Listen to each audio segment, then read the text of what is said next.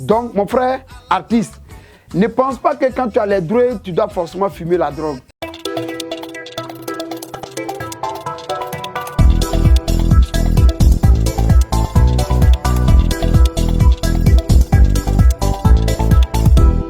Bonjour, Boama TV, Oskimo, une fois de plus, vous dit bonjour pour parler de la drogue chez les artistes, chez mes frères, chez mes amis. La drogue chez les artistes, ça fait un véritable ravage et il faut arrêter. Mon frère, tu es un artiste, tu veux t'inspirer. Trouve les moyens de t'inspirer de façon normale. Trouve les moyens de te rappeler que quand tu sors un album, que ça cartonne, tout le monde t'envie, tout le monde te veut, tout le monde pense que tu es vraiment la référence, tout le monde te voit vraiment l'artiste, qu'on pense que tu es vraiment bien pour la société. Et on va attendre un jour que tu as consommé la drogue. Ce n'est pas joli, ce n'est pas intéressant. Et tu verras que dans ton quartier, on va commencer à ne plus te respecter. Tu vas voir que dans ton village, on ne va plus te respecter. Quand on va parler, on dit il y a drogue Youda. Quand on va dire ça, il y a rien Youda. Ça fait que le métier de l'artiste, parfois, est mal vu.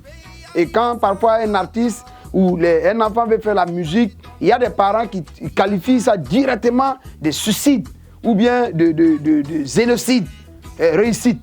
Parce qu'eux, ils voudront que leur enfant devienne médecin. Comment on appelle ça? Médecin, docteur, ou bien je ne sais quoi, ou bien ingénieur.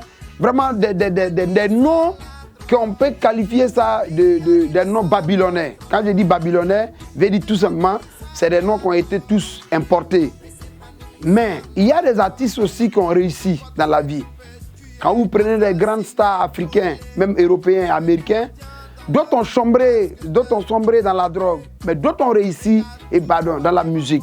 Mais d'autres n'ont pas réussi parce que la cocaïne les a emportés, l'héroïne les a emportés.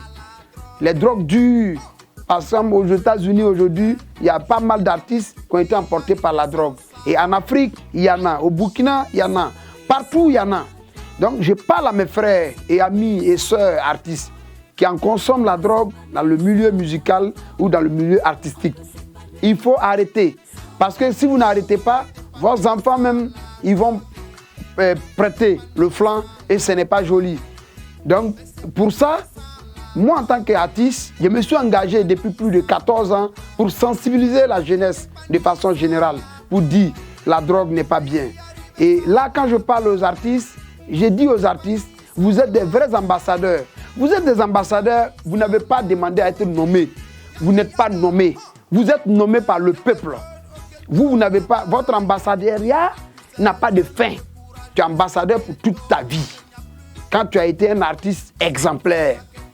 Donc, mon frère, artiste, ne pense pas que quand tu as les drogues, tu dois forcément fumer la drogue. Ne pense pas que quand tu es un danseur ou chorégraphe ou tu es percussionniste ou tu es qu'on appelle ça, ingénieur de studio ou tu es ingénieur de son ou bien tu es un programmeur dans un studio, tu dois fumer, tu dois boire à outrance pour être inspiré. C'est faux. Parce que tu vas te créer des problèmes de santé. Parce qu'après, on ne va pas te respecter. Mon frère artiste, il faut laisser la drogue. Boama TV, l'autre télé, by Pro Org.